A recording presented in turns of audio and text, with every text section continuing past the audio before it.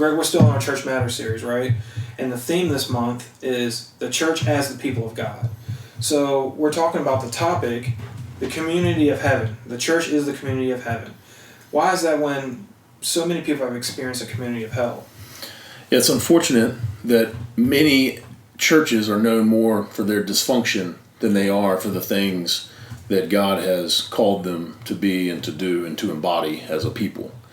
I remember after becoming a Christian and other people that I knew that became Christians, after a few years of being in the church, they started to become what they would phrase as disillusioned by it, where it was like, hey, I thought it was this way, and then behind the scenes, it was so much dysfunction and hatred for one another, and there was a backbiting, and there's gossip, and churches, especially here in the Tri-Cities, are known for splitting and starting new churches all the time because they disagree about petty things, not issues that might really be something. And so it does create this, for lack of a better word, a community of hell. I mean, who wants to be in that community when you can go out to your job and find someone who's an atheist, and they're kinder to you and like life better than you do, right? Than the people that you're surrounding yourself with.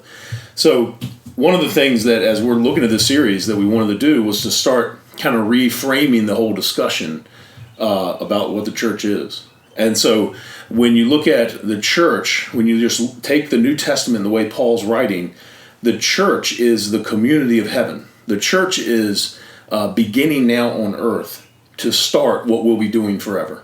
So the church is the place where people worship together God. They also have community and fellowship with one another. And they are supposed to be embodying the nature of God. So when Jesus gave his Great Commission, he said, go into the world, make disciples of him. Yeah. And that included converting them, baptizing them in the name of the Father, Son, and the Holy Spirit, and then teaching them obedience to everything that he commanded.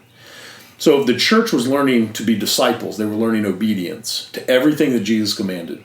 What kind of community would that be?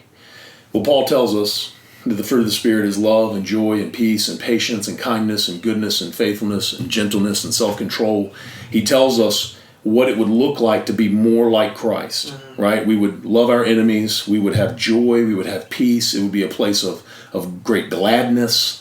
Right? And so if the church was embodying that here, which they're supposed to be, if they're following Christ and trying to be disciples, that is going to be a small picture now, though a small picture and a broken picture, because we're still sinners, of what heaven will be like forever. Yeah. When you get to heaven, it's not a place where people grumble and they backbite and they hate one another and they're constantly dividing and tearing each other down. It's a place where you love one another genuinely. It's a place where you seek the good of one another. You worship God together. You are thankful for his grace. You live under his grace and kindness. And it's a wonderful place to be. And Paul and all the writers of the New Testament seem to place on the church the responsibility of doing that now. Hey guys, thanks for checking out our YouTube page.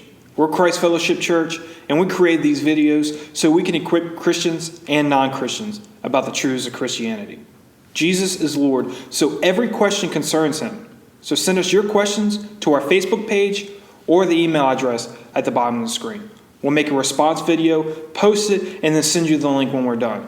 So make sure you subscribe to our YouTube page and like us on Facebook. Thanks, guys.